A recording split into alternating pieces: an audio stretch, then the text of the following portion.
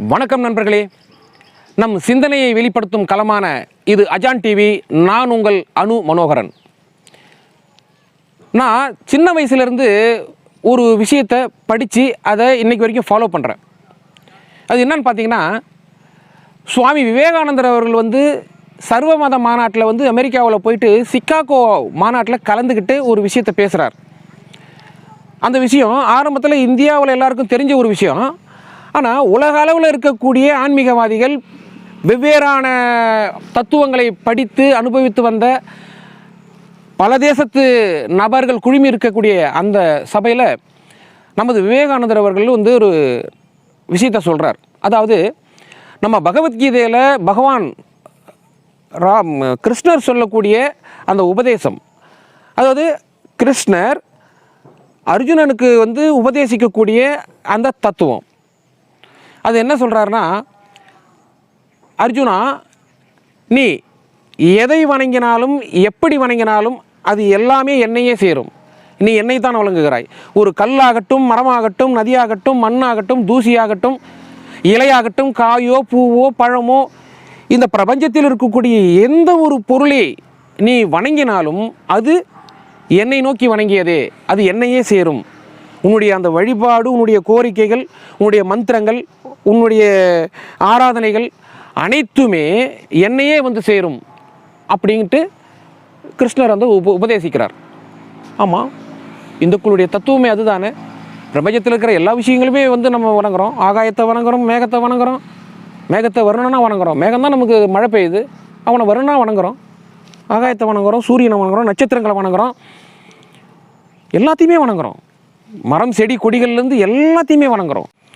இந்த கீதாசாரத்தினுடைய அடிப்படையில் தான் இன்றைக்கி இந்துக்களுடைய வழிபாட்டு முறை, அவங்களுடைய நம்பிக்கை, அவங்களுடைய சகிப்புத்தன்மை எல்லாமே அதை சார்ந்தே இருக்கிறது.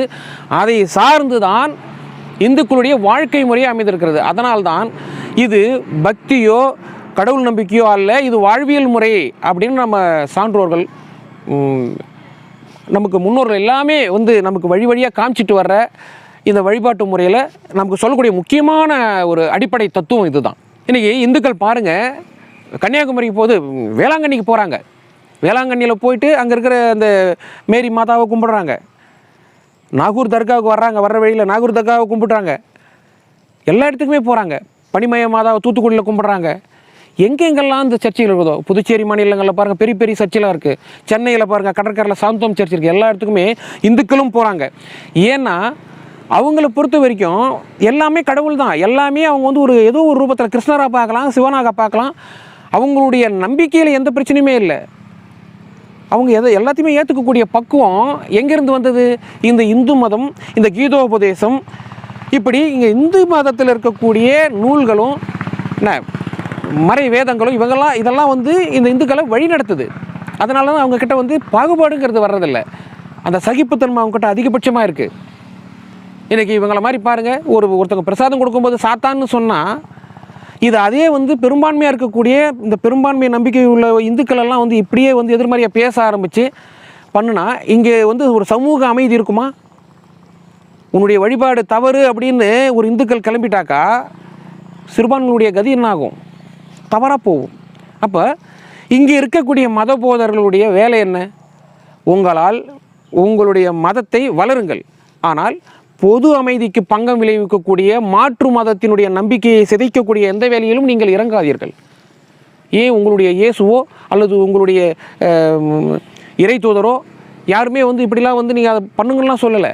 இது எல்லாமே இடையில் நீங்கள் உங்களுடைய சுயலாபத்திற்காக உங்களுடைய வயிறை வளர்க்க வேண்டும், நீங்கள் உங்களுக்கு வரக்கூடிய அந்த நன்கொடைகளை எல்லாம் அள்ளி ஏப்பம் விட வேண்டும் என்கிற ஒரு சுயநலத்தின் அடிப்படையில் தான் நீங்கள் செயல்பட்டு கொண்டிருக்கிறீர்கள். நீங்கள் உண்மையிலேயே பைபிள் படிப்பவராக இருந்தால் நீங்கள் உங்களுடைய செயல்பாடு விவிலியத்திற்கு எதிராகத்தான் இருக்கிறது என்று உண்மை தெரிந்தவர்கள் கூறுவார்கள். ஏனென்றால் அதுதானே உண்மை. எந்த பைபிளாவது ஒரு மாற்று மதத்தினரை வலுக்கட்டாயமாக உன் மதத்திலே சேர், என்னை என் காலடியில் விழச்சொல் என்று எங்கேயாவது விவிலியத்தில் இருக்கிறதா? புதிய பழைய ஏற்பாடுகளிலே எங்கேயாவது இருக்கிறதா? இல்லையே. இவையெல்லாம் இப்படிப்பட்ட இந்த மத போதர்களுடைய செயல்பாடின் காரணம் என்ன? இவை எல்லாமே பணம் தான். இது ஒரு வியாபாரம். இது வழிபாட்டு முறை என்று இதை ஏற்றுக்கொள்ள முடியாது. மக்களை ஏமாற்றி இது கடவுள் அல்ல, இதுதான் கடவுள். இப்போது இப்போ லேட்டஸ்ட்டாக பார்த்தீங்கன்னாக்கா சீடியை கொண்டு இடுப்பில் வச்சு கிட்னியில் இருக்கிற கல் எடுக்கிற குடும்பம்லாம் நடக்குது. ஆந்திர பிரதேசத்துலேருந்து ஒரு அங்கே உள்ள ஒரு மத போதகர் என்ன பண்ணுறாரு, ஒரு பெண்ணுக்கு கர்ப்பமே கொடுக்குறாரு கையில். இங்கேருந்து 10 அடி தூரத்துலேருந்து அந்த பெண் மலட்டுத்தன்மையாக இருக்காலாம், அவளுக்கு கர்ப்பத்தை கொடுக்குறாரு. அது ஒரு பாஷை சொல்கிறார். இவ்வளோ கேவலம் பாருங்கள். எல்லாமே அனுபவத்தின் அடிப்படையிலும் குறிப்பாக அறிவியலின் அடிப்படையிலும் இருக்கணும். அறிவியலை சார்ந்த ஆன்மீகம் தான் இந்துக்களுடைய பழக்க வழக்கங்கள், வழிபாடு முறைகள் எல்லாமே. சமீப காலங்களாக ஒரு விஷயம் இங்கே மிகவும் வன்மமாக சென்று கொண்டிருக்கிறது. காலமாக இருந்தாலும் கூட இப்பொழுது இந்த வேல் யாத்திரை என்கிற ஒரு முன்னெடுப்புக்கு பிறகு இங்கே சில மத போதகர்கள் சமூக நல்லிணக்கத்திற்கு எதிராகவும் ஒட்டுமொத்த சமூகத்திற்கு எதிராகவும் சட்டம் ஒழுங்கிற்கு எதிராகவும் இப்படி செயல்பட்டு கொண்டிருப்பது இந்த சமூகத்தை ஆபத்தான பாதைக்கு கொண்டு செல்லக்கூடியதாக இருக்கிறது. அந்த வகையில் இப்பொழுது இந்த எஸ்ரா துர்குணம், மன்னிக்கணும், சர்க்குணம்னு சொல்லுவாங்க, துர்குணம்னு கூட சொல்லலாம். ஏன்னா அவருடைய செயல்பாடுகள் பார்த்திங்கன்னா அந்த அளவுக்கு இருக்குது. இப்போ அவர் விவிலியத்தை தழுவி அதனுடைய கருத்துக்களை பரப்பக்கூடிய ஒரு மத போதகர். அவர் ஒரு அமைப்பின் கீழ் இருக்கிறாரு. அவர் அவர் சார்ந்த அந்த சித்தாந்தம் என்ன சொல்லுகிறது? அன்பை போதிக்கிறது. ஆனால் அவர் இங்கே மத போதகர் அன்பை போதிப்பது போன்ற இந்த விஷயங்களுக்கு எல்லாம் அப்பாற்பட்டு ஒரு குறிப்பிட்ட கட்சியினுடைய கொள்கை பரப்பு செயலாளர் போல இங்கே செயல்பட்டு கொண்டிருக்கிறார் காலகாலமாக. ஏன் பகிரங்கமாக சொல்ல வேண்டுமா, இவர் ஒரு கிறிஸ்தவ மத போதகராக இருந்து இப்பொழுது இவர் செய்து கொண்டிருக்கின்ற வேலை என்ன தெரியுங்களா? திமுக என்கிற கட்சியினுடைய கொள்கை பரப்பு செயலாளராக அங்கீகரிக்கப்படாத ஆனால் ஒரு பவர்ஃபுல் பர்சனாக அந்த கட்சியில் இவர் செயல்பட்டு இருக்கிறார். அந்த கட்சி நடத்தக்கூடிய ஒரு பொது கூட்டங்களோ அல்லது அந்த கட்சி சார்ந்தவர்கள் நடத்தக்கூடிய பொது கூட்டங்களிலோ இந்துக்களை திட்டுவதற்கு ஒரு வாய்ப்பு கிடைக்கிறது என்கிற அறிகுறி தென்பட்டால் இவர் முதல் ஆளாக அந்த வரிசையில் போய் உட்கார்ந்து விடுகிறார். யாரையும் தரம் தாழ்ந்து அதாவது ஒரு தனிநபரை விமர்சிக்கவே கூடாது என்கிற ஒரு பொதுவான தத்துவத்தின் அடிப்படையில் இருக்க வேண்டிய ஒரு மத போதகரான இந்த சர்க்குணம் ஒரு நாட்டோட பிரதமரை தனி மனித விமர்சனம் செய்கிறார். தனி மனித விமர்சனம்னா ஒரு காதுக்கு கொடுத்து கேட்க முடியாத ஒரு மிக தரம் தாழ்ந்த வார்த்தைகளை, தரம் தாழ்ந்த சொல்லாடல்களை பயன்படுத்தி இந்த ஒரு நாட்டுடைய பிரதமர், இன்றைக்கி உலகம் போற்றக்கூடிய இந்த உலகமே உயர்ந்து பார்க்கக்கூடிய ஒரு நபரான இந்த ஆளும் கட்சியினுடைய பிரதமர் அவர்கள் சிறப்பாக சென்று கொண்டு சிறப்பாக செயலாற்றி கொண்டு உலக அளவிலே இந்த இந்தியாவினுடைய புகழை கொண்டு சென்று உலகளாவிய நிதிகளை திரட்டி இங்கே தொழிலை தொடங்குவதற்கோ இங்கிருந்து மக்களின் வேலைவாய்ப்புகளுக்காகவோ அவர் கடல் கடந்து பயணங்களை செய்து பல நாடுகளோடு நட்புறவை கொண்டு இதோ இப்பொழுது சமீபத்தில் நடந்த அசாதாரண சூழ்நிலையில் கூட அண்டை நாடுகளோடு நமக்கு இருக்கிற அந்த பிணக்குகளின் போது கூட எல்லோரும் தானாக முன்வந்து நமக்கு உதவியே செய்யக்கூடிய அளவுக்கு தன்னுடைய பழக்க வழக்கங்களை, தன் அண்டை நாட்டினுடைய அயலுறவு கொள்கைகளை சிறப்பாக செய்து கொண்டிருக்கக்கூடிய திரு மோடி அவர்களை இந்த துர்குணம் என்று சொல்லப்படுகிற சர்க்குணம் எவ்வளோ தரம் தாழ்ந்த விமர்சனத்தை செய்கிறார். ஒவ்வொரு மதத்திற்கும் ஒவ்வொரு கோட்பாடுகள் இருக்கிறது, ஒவ்வொரு கொள்கைகள் இருக்கிறது. எந்த மதமும் எந்த மதத்தையும் இழிவுபடுத்தக்கூடாது. இதுதான் பொதுவான விதி, பொதுவான ஒரு நியதி. தர்மத்தின் அடிப்படையிலும் நியாயத்தின் அடிப்படையிலும் இதுதான் சரியாக இருக்கும், அதுதான் சரியும் கூட. அப்படி இருந்தும் பல லட்சம் பேரை வழிநடத்தக்கூடிய ஒரு மத போதகர் என்று சொல்லிக்கொள்ளும் இந்த துர்குணம் ஒரு நாட்டினுடைய பிரதமரையே தனிமனித தாக்குதல் நடத்தி இவ்வளவு ஒரு கீழ்த்தரமான வார்த்தைகளை பயன்படுத்தி பேசுகிறார் என்று சொன்னால் இவர் எப்படி ஒரு மத போதகராக இருக்க முடியும்? எப்படி இயேசு பிரானுடைய கொள்கைகளை இவர் கடைபிடிக்கிறார் என்று நாம் சொல்ல முடியும்?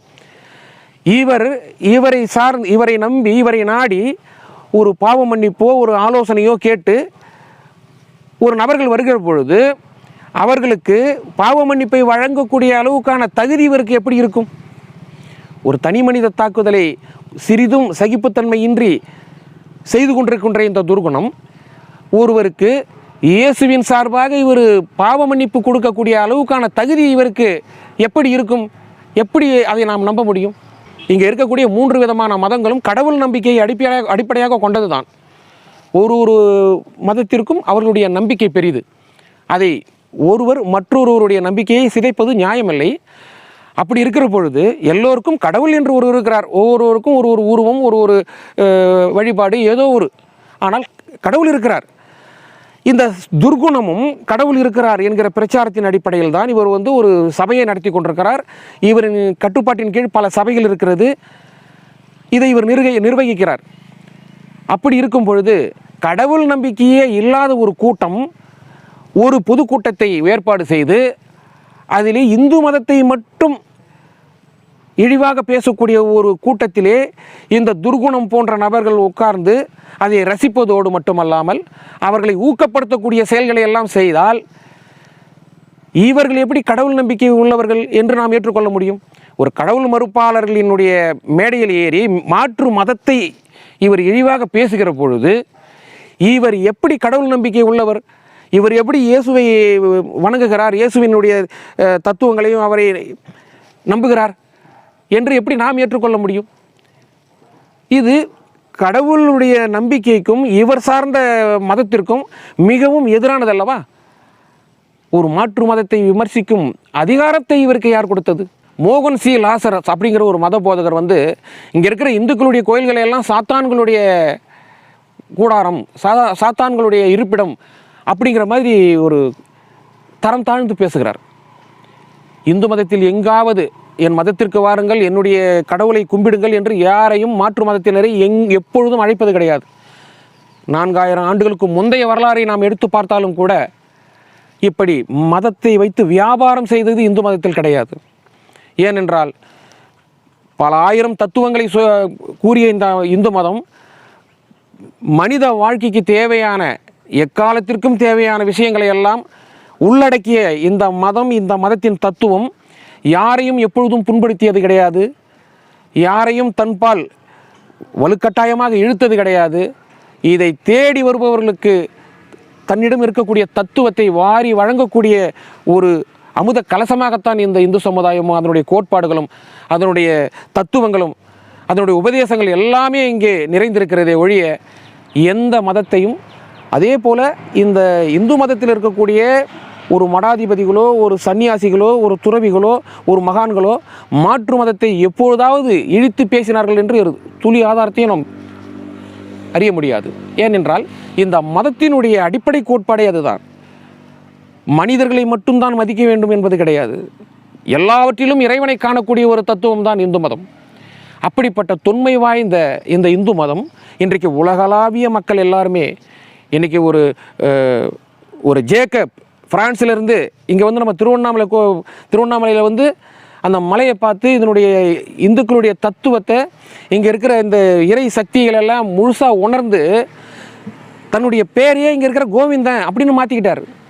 குக்கிராமத்தில் இருக்கிற ஒரு நபருக்கு கோவிந்தன் பேர் வைப்பாங்க, குப்பம் சுப்பம் கோவிந்தன் பேர் வைப்பாங்களே, அந்த மாதிரி பிரான்ஸிலிருந்து வந்த ஒரு நபர் ஒரு விவிலியத்தை தன்னுடைய பரம்பரை வேத நூலாக கடைபிடித்து கொண்டிருந்த ஒரு குடும்பத்திலிருந்த வந்த ஒரு நபர் அயல்நாட்டிலிருந்து இங்கே நம்மளுடைய ஆன்மீக தத்துவத்தை ஏற்றுக்கொண்டு தனது பெயரையே மாற்றிக்கொண்டு இங்கேயே அந்த மலையே சிவனாக இருக்கக்கூடிய அந்த அண்ணாமலையாரை இங்கே பார்க்கக்கூடிய காட்சிகள் எல்லாம் நடைமுறை உதாரணங்கள் இங்கே இருக்கிறது.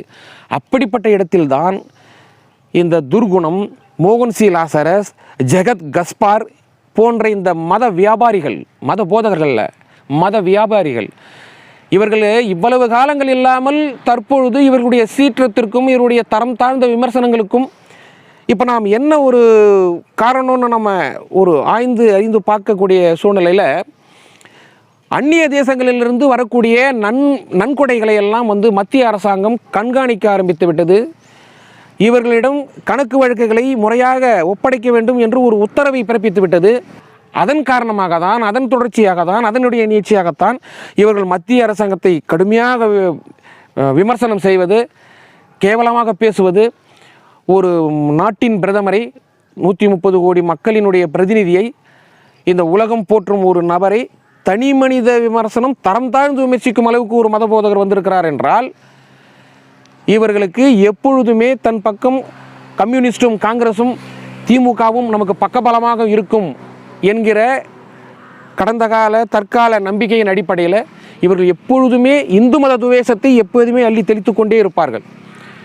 இப்பொழுது மத்தியில் பாஜக ஆட்சியில் வந்தவுடனே இந்த தேசம் முடிந்து விட்டது, இந்த தேசம் ஒட்டுமொத்தமாக அழிந்துவிடும் என்று இவர்கள் போகின்ற கூட்டங்களிலெல்லாம் ஒரு மக்களிடம் ஒரு பதட்டத்தை, ஒரு பயத்தை, ஒரு சொல்ல முடியாத ஒரு வார்த்தைகளை எல்லாம் சொல்லி மக்களை அச்சுறுத்தக்கூடிய ஒரு வேலையை தான் இவர்கள் இப்போது தினசரி செய்து கொண்டிருக்கிறார்கள். என்ன காரணம்? இவர்களுடைய மத வியாபாரம் படுத்து விட்டது, பாதித்து விட்டது. அந்த பாதிப்புக்கு ஆளும் இந்த மத்திய அரசாங்கம் காரணமாக இருக்கிறது. இனி நாம் நமது மத வியாபாரத்தை தொடர முடியாது. ஆகவே தான் எதை பேசினால், தான் எதை தின்றால் பித்தம் தெளியும் என்கிற மனோநிலையில் அப்படி மூளை மழுங்கி புத்தி பேதலித்து இப்படி என்ன காரணம் என்று தெரியாமலே இவர்கள் பேசி கொண்டிருக்கிறார்கள். இதுதான் இன்றைக்கு இந்த மத வியாபாரிகளுடைய லட்சணம், இவர்கள் செய்யக்கூடிய அரசியல். இது எல்லாமே இப்படி தான். இங்கே இதில் இவங்களுக்கு இந்த பாதிப்பு வந்துருச்சு, மத வியாபாரம் தொடர முடியலைங்கிற சூழ்நிலையில் இவங்க இப்படி பேசிகிட்டு இருக்காங்க. ஆனால் மதசார்பின்மை பேசக்கூடிய காங்கிரஸும் திமுகவும் கம்யூனிஸ்டுகளும் இவர்களை மேடையில் வைத்து கொண்டு 2 சிறுபான்மை மதங்களை உயர்த்தி பிடித்து பெரும்பான்மை மதமான இந்துக்களுடைய உணர்வுகளை புண்படுத்தக்கூடிய வேலையை ஏன் எப்பொழுதுமே செய்கிறார்கள் என்று கேட்டால், இதோ தேர்தல் நெருங்குகிறது, சட்டமன்ற தேர்தல் நெருங்கி வருகின்ற இந்த சூழ்நிலையில் இந்த சிறுபான்மையினுடைய மக்களுடைய ஓட்டுக்களை எல்லாம் ஒட்டுமொத்தமாக அள்ளிவிட வேண்டும், அள்ளி ஏப்பம் விட்டு ஆட்சி அதிகாரத்தில் அமர்ந்து அரியணையில் இருந்து தனது வழக்கமான கட்ட பஞ்சாயத்து, ரியல் எஸ்டேட்டு, ஆள் கடத்தல் போன்ற சட்டவிரோத வேலைகளெல்லாம் அதிகாரப்பூர்வமாக செய்யலாம் என்கிற ஒரு வெறி, அந்த ஒரு அதிகார வெறி, பண வெறி, இப்படி எல்லாமும் சேர்ந்து தான் இவர்களை எல்லாரையும் தூண்டிவிட்டு அதன் மூலமாக இந்த வாக்கு வங்கியை தாம் உயர்த்தி கொள்ள வேண்டும் என்கிற நோக்கத்தின் அடிப்படையில் தான் இப்படிப்பட்ட விஷயங்கள் எல்லாமே நடக்கிறது. நீங்கள் பாருங்கள், எங்காவது எந்த மூலையிலாவது இந்து மதம் மாற்று மதத்தை இழிவாக பேசியது, அவருடைய வழிபாட்டு முறையை, அவருடைய கொள்கையை, அவருடைய தத்துவங்களை இழிவாக பேசியது என்று எங்கேயாவது கேள்விப்பட்டிருக்கிறோமா? இந்து மதம் தானாக போய் எங்கேயும் தனது தத்துவங்களை கொடுத்தது கிடையாது. தேடி வருபவர்களுக்கு தேவைக்கு மீறி கொடுக்கிறது. இல்லை என்றால் அது தானாக அமைதியாக தன் இருப்பிடத்தில் எப்பொழுதும் ஜோதியாக அமைதியாக நின்று கொண்டிருக்கிறது, நீடித்து நடித்து கொண்டிருக்கிறது. எத்தனையோ படையெடுப்புகள் வந்தது, முகலாய படையெடுப்பிலிருந்து, ஆங்கிலேய படையெடுப்புகளிலிருந்து எவ்வளவோ வந்தது. இந்து மதத்தை அழிக்க முடியவில்லை. ஏனென்றால் இது மதம் சார்ந்த வியாபாரமோ ஏதோ தற்காலிகமாக போகின்ற ஒரு தத்துவமோ கிடையாது. இது வாழ்வியல் முறை. இது உலக மனிதர்களுக்கெல்லாம் ஒரு சிறந்த வாழ்வியல் முறையாக இந்த இந்து மதத்தினுடைய தத்துவமும் இதனுடைய கோட்பாடுகளும் அடங்கி இருக்கின்ற காரணத்தினால்தான் இன்றைக்கு ஹரே ராதா ஹரே கிருஷ்ணா இயக்கங்கள் எல்லாம் வெளிநாடுகளில் வேகமாக வளர்ந்து கொண்டு வருகிறது. அதுதான் காரணம். ஆனால் இங்கே பிறந்தப்போ ஒரு ராமசாமியோ கோவிந்தசாமியாகவோ இருந்த துர்குணம், இந்த ஜகத் கஸ்பார், மோகன் சீலாசரஸ் போன்ற மத வியாபாரிகள் எல்லாம் அதன் பிறகு தன்னுடைய பெயரை பணத்திற்காக, கஞ்சி கிடைக்கும் ஒரு வயிற்று சாப்பாட்டுக்காக, சோத்துக்காக மதம் மாறி இன்றைக்கு மத வியாபாரத்தை செய்து கொண்டு வெளிநாடுகளிலிருந்து வரக்கூடிய சட்டவிரோதமான பணங்களினால் சுகபோகமான வாழ்க்கையை அனுபவித்து கொண்டு அதையெல்லாம் அள்ளி ஏப்பம் விட்டு கொண்டு ஏதோ மிகவும் வறுமை கோட்டுக்கு கீழே இருக்கக்கூடிய அரசின் கவனத்திற்கு வராத ஒரு குக்கிராமத்திலே வறுமை கோட்டுக்கு கீழே இருக்கக்கூடிய ஒரு மக்களை மதம் மாற்றி மலர் என்று வருகிற ஒரு பொண்ணை ஜெசிகா, மாங்கா, புளியங்கான்னு ஏதோ ஒரு பேரை வச்சு அதன் மூலியமாக இவங்க ஒரு மத வியாபாரத்தை செய்து இன்றைக்கு ஒரு பெரும்பான்மை மக்கள் நம்பக்கூடிய ஒரு ஆன்மீகத்தை, அந்த ஆன்மீகம் சார்ந்த ஒரு தேச தலைவரை எவ்வளவு இவ்வளவு கீழ்த்தரமாக பேசக்கூடிய இந்த மாதிரி மத வியாபாரிகள் மீது சட்டம் கடுமையான நடவடிக்கை எடுக்க வேண்டும்.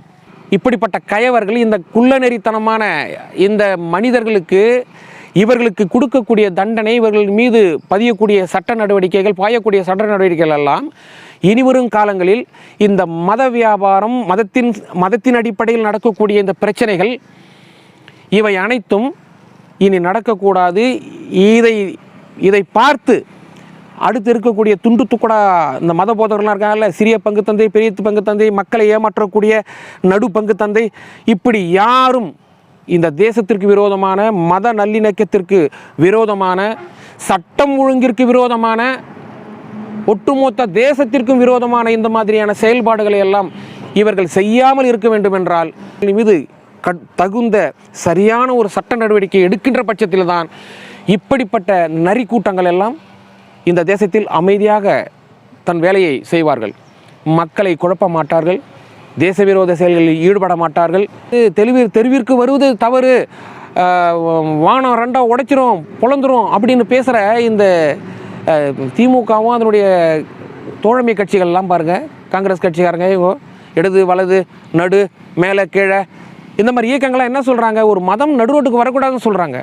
எப்போ வந்தது இந்து மதம் நடுரோட்டுக்கு? இந்துக்கள் எப்போ நடுரோட்டுக்கு வந்தாங்க? எல்லாரையும் சகோதரத்தினோட பார்க்குறாங்க. ஒரு இஸ்லாமிய சகோதரன்கிட்ட போய் நீங்கள் ஒரு பொங்கல் ஒரு பிரசாதத்தை கொடுத்தீங்கன்னா ஹராம்னு சொல்கிறார். அதே ஒரு கிறிஸ்துவங்கிட்ட கொண்டு போய் கொடுத்து பாருங்கள், இது சாத்தானுக்கு படைக்கப்பட்டது, இயேசு எங்களுக்கு ஏற்றுக்கொள்ள மாட்டார். பாவம் எங்கேருந்து வந்தது? எல்லாவற்றையும் சமமாக பார்க்க வேண்டியது தானே ஒரு இறை நம்பிக்கை. ஒரு கடவுள் என்பவர் எல்லாவற்றிலுமாக தெரிய வேண்டும் அல்லவா? என்னுடைய நண்பர் இருக்கிறார், அவர் கொடுக்கக்கூடிய அந்த ரம்ஜான் கஞ்சி ஆகட்டும், அவர் குடிக்கக்கூடிய அந்த அசைவ விருந்தாகட்டும், அவர் எனக்கு கொடுக்கின்ற பொழுது அது என்னுடைய ஈசனுக்கு படைக்கப்பட்டதாகவே தான் அதை நான் பார்க்கிறேன். இதோ ஒரு கிறிஸ்துவ சமூகத்தில் சேர்ந்த ஒருவன் கேக்கு கொடுக்கின்ற பொழுது கிருஷ்ண பரமாத்மா கொடுக்கக்கூடிய ஒரு வெண்ணெய் கட்டியாகத்தான் அதை நான் பார்க்கிறேன், ஏற்றுக்கொள்கிறேன். எண்ணம் மனதில் இருக்கிறது. மனதில் உன்னுடைய மனம் தெளிவாகவும் தூய்மையாகவும் இருக்கின்ற பொழுது உனக்கு எதுவும் தீயதாக தெரியாது, எதிர்மறையாக தெரியாது, நெகட்டிவ்க்கு வேலையே இல்லை. நீங்கள் எப்படி பார்க்குறீங்க?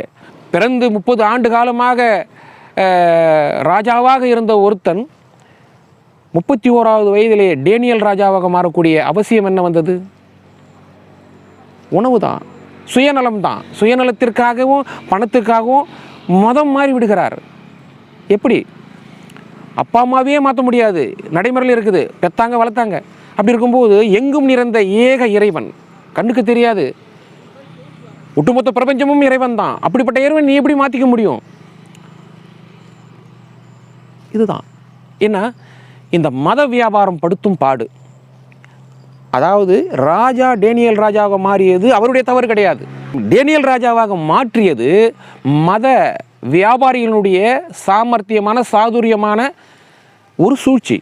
அவர்களுடைய சுய லாபத்திற்காக அவர் வியாபாரம் சிறப்பாக நடக்க வேண்டும், அவர்களுக்கு என்ஜிஓக்கள் மூலமாக வரக்கூடிய அந்த நிதியை செலவு செய்வதற்கும் கணக்கு காட்டுவதற்கும் இப்படி ராஜா, அவரை தொடர்ந்து ஒரு கூஜா, அப்புறம் ஒரு ரோஜா, இப்படி யாராவது ஒரு அப்பாவி மக்கள், அப்பாவி நபர்களை இவர்கள் கணக்கு காட்டி இவர்களுக்கு ஒரு ஏதோ ஒரு வாயில் நுழையாத ஏதோ ஒரு பெயரை வைத்து அவர்களை திசை திருப்பி அவர்களுடைய மூளையை மழுக்கி சிந்தனையை மாற்றி ஒட்டுமொத்தமாகவே அவர்களை ஜெருசலேத்திற்கு அந்தாண்ட இருக்கிற ஒரு ஏதோ ஒரு உலகத்தில் பிறந்தவங்களாக மாற்றிடுறதுக்கு என்ன காரணம்? இங்கு வளர்ந்த இந்த மண்ணின் மைந்தர்களை காலம் காலமாக மாற்றி வைத்ததனுடைய நோக்கம் என்ன? மாற்றி கொண்டிருப்பதனுடைய நோக்கம் என்ன? மாற்ற வேண்டும் என்று துடித்து கொண்டிருக்கின்ற இந்த ஆதங்கமெல்லாம் எதற்காக? மத வியாபாரம். இப்போ இந்த என்ஜிஓ ஃபண்டுகள் எல்லாம் நான் கவர்மெண்ட் ஆர்கனைசேஷன்லேருந்து வரக்கூடிய அந்த அமௌண்ட்ஸை ஃபுல்லாக ஃபில்டர் பண்ண ஆரம்பிச்சிட்டாங்க. சென்ட்ரல் கவர்மெண்ட் ஃபில்டர் பண்ண ஆரம்பித்த உடனே வேறு வழி தெரியல, ஐயோயோ போச்சே என்ன பண்ணுறது, அங்கே ஓடுறாங்க இங்கே ஓடுறாங்க, இடதுகிட்ட ஆதரவு, வலதுகிட்ட போய் ஒரு உதவி, அங்கே போ எதிர்கட்சி காங்கிரஸ் மத்தியில் போ, அங்கே நம்ம வண்டியை தான் தள்ளு மாடல் வண்டியாக இருக்குது, நாங்கள் என்ன செய்கிறது, நீங்கள் ஏதாவது பண்ணுங்கள், நீங்கள் ஏதாவது குழப்புங்க. இதுக்கு சரியான ஆள் தமிழகத்தில் இருக்காங்க, திரு ஸ்டாலின். அங்கே போனீங்கன்னா அவர் உங்களுக்கு எல்லா உதவியும் செய்வார், ஏன்னா இந்த மாதிரி வேலைக்கெல்லாம் அவர் தான் லாயக்கு அப்படின்னு சொல்லிட்டு அங்கேருந்து இங்கே துரத்தி விட்றாங்க. இவர் வந்த உடனே சீட்டில் எழுதி பார்த்துட்டு ஓகே இந்த இடத்துல மீட்டிங் போடுங்க, ஆக நாம் இந்து மதத்தை எதிர்ப்போம் அப்படின்னு அவர் உடனே வந்து ஒரு அப்பாயின்மெண்ட் கொடுத்துட்றாரு. அவருக்கு 1000 பிரச்சனைகள், கட்சிக்காரங்க வந்து 50 வருஷம் போஸ்டர் ஓட்டவங்க லைனில் என்னென்ன கியூவில் வாசிப்பட்டில் என்னன்னா அவருக்கு கவலை கிடையாது. ஆனால் இந்த மாதிரியான மத வியாபாரிகள் வந்தாங்கன்னா ஃபஸ்ட்டு ப்ரிஃபரன்ஸ், முன்னுரிமை. எதாக இருந்தாலும் இருக்கட்டும், மூஞ்சி கழுவாமல் கூட வந்துடுவார். ஆக எனவே இந்த மாதிரி மதங்கள் ரோட்டில் வந்து இப்படி வந்து அகர முதல எழுத்தெல்லாம் ஆரியபவன் முறுக்கே உலகு, இது மாதிரி வள்ளுவர் சொல்லியிருக்காரு, நீங்கள் வந்து மதம் மாற்றாதீங்க, நீங்கள் அவங்க மட்டும் மாற்றிக்கிட்டோம் இப்படிலாம் சொல்லுவார். ஏன்? அவங்க அப்பா காலத்துலேருந்து இந்த சிறுபான்மையினுடைய ஓட்டுக்காக மட்டுமே இவங்க இந்த மாதிரியான ஒரு கேவலமான ஒரு அரசியல், இந்த ஓட்டு வாங்குறதுக்கு எதை வேணாலும் செய்வாங்க. நம்ம ஏற்கனவே சொன்ன மாதிரி இவங்க அழகு குத்திக்கிட்டு அங்கே பிரச்சனை கூட போவாங்க, தீ மிதிப்பாங்க, எல்லா வேலையுமே செய்வாங்க. ஓட்டு தான் இவங்களுக்கு தேவை. இவங்க கொஞ்ச நாளில் பாருங்கள், இவங்க ஒட்டு மொத்தமாக இந்துக்கள் வந்து உங்களுக்கு போடுறோன்னு யாரை வந்து ஒரு அஷூரன்ஸ் கொடுத்துட்டாக்கா இயேசுவே கிடையாதுன்னு சொல்லுவாங்க. ஏன்னா அந்த மத வியாபாரிகளுக்கு அது தெரியாது, இயேசுன்னு ஒன்று கிடையாதுங்க, யார்ட்டியா சொல்கிற அப்படின்னு அவங்க பக்கமும் திரும்புவாங்க. ஏன்னா திமுக அவருடைய கொள்கை தானே, ஓட்டுக்காக எதை வேணாலும் செஞ்சிடலாம். பணம் வருதா, பணம் வந்தால் எதுவுமே இல்லை. நீங்கள் பாருங்கள், இப்போ இந்த 19% இருக்கக்கூடிய இஸ்லாமிய சகோதரருடைய ஓட்டெல்லாம் கிடைக்காதுன்னு ஒரு ஒரு நிலைமை வந்ததுன்னா என்ன பண்ணுவாங்க திமுககாரங்க? ஒட்டுமொத்த தூக்கி போட்டுருவாங்க. எப்போ இஸ்லாமிய எப்போ வந்தது? இஸ்லாமியெல்லாம் இப்போ வந்து 300-400 வருஷத்துக்கு முன்னாடி தான் வந்தது. இந்து சமுதாயமாக முக்கியம் பண்ணுவாங்க. ஏன்னா தன்னுடைய முகமூடி உடனே கைட்டி அப்படி போட்டுருவாங்க, அடுத்த முகமூடி தயாராக இருக்கும். இப்படி எக்கச்சக்கமான முகமூடி வச்சுருக்காங்க. எல்லாத்துக்குமே காரணம் ஓட்டு, அதிகாரம், பதவி வெறி, பதவி சுகம், நாற்காலி வெறி. இதுதான். இதன் காரணமாகத்தான் இந்த மத போதகர், இந்த திமுக தலைவர் ஸ்டாலின் நம்ம பக்கபலமாக இருக்கார், என்றைக்கு நம்மளை பார்த்துக்குவார், அவங்க அப்பாவிலேருந்து புள்ள வரைக்கும் நாளைக்கு பேரன் வரைக்குமே வந்து நமக்கு பக்கபலமாக உறுதுணையாக இருக்கிறார்கள், நம்மை ஊக்கப்படுத்துவதற்கும் பாதுகாப்பாக, முக்கியமாக பாதுகாப்பு அரணாக நமக்கு திமுக இருக்கிறது என்கிற நம்பிக்கையின் அடிப்படையில் இந்த துர்குணம் வலைதளவாசிகள் வந்து இவர் ரொம்ப கேவலமாக சொல்கிறாங்க. அதை நம்ம சொல்லக்கூடாது, அவ்வளோ கேவலமாக சொல்கிறாங்க. துர்குணம் தான், சர்க்குணன்ற பேரில் இனி அவருக்கு இல்லாது. அஜான் டிவி சார்பாக அவருக்கு துர்குணம் என்ற பேர் இன்று முதல் சிறப்பாக வழங்கப்படுகிறது. தேர்தல் காலங்களில் பாருங்கள், எல்லா சர்ச்சுக்கும் சர்க்குலர் அனுப்புவார் துர்குணம், இவருக்கு போடுங்க, நம்ம ஓட்டு திமுகக்குது. அந்த துர்குணம் சொல்லுது, அதை பாருங்கள். இது காமெடியும் இருக்குது, கோபமும் இருக்குது, கலந்து வருது பாருங்கள். இந்த காமெடியும் கோபமும் கலந்து வர்ற ஒரு விஷயம். இது இந்துக்கள்னு ஒரு மதம் இந்தியாவிலே கிடையாது. இது வந்து சிந்து சமவெளி நகரத்திலே சிந்து நதி பக்கத்தில் வாழ்ந்த ஒரு இதை வந்து சிந்து இந்துன்னு சொல்லிட்டாங்க. அப்போ சிந்து வந்து பாகிஸ்தானில் ஓடுது, இந்துக்களுக்கு சொந்தமான நாடு பாகிஸ்தான்டா. எவ்வளோ பெரிய ஜோக்கு ஒரு மத போதகர் எவ்வளோ பெரிய ஜோக்கு அடிக்கிறாரு பாருங்கள். இந்துக்களுக்கு சொந்தமான நாடு பாகிஸ்தானா? மதத்தின் அடிப்படையில் நாடு பிரிஞ்சதே தெரில. கோபம், தீய வார்த்தைகள் வாயில் வந்துடுமோன்ற பயத்தோடு இப்போ நான் கூட பேசிகிட்டு இருக்கேன். ஆகவே இப்படிப்பட்டவர்களை இனம் கண்டு கொள்ளுங்கள் நண்பர்களே. எந்த ஒரு மதத்தினுடைய நம்பிக்கையையும், அவங்களுடைய பழக்க வழக்கங்களையும், அவங்களுடைய வழிபாடுகளையும் எதையுமே யாரும் இழிவாக பேசுவதோ, அதை அவர்களுடைய நம்பிக்கையை சிதைப்பதோ கூடாது என்பது பொதுவான நியதி. நியாயமும் தர்மமும் சட்டப்படியும் அதுதான்.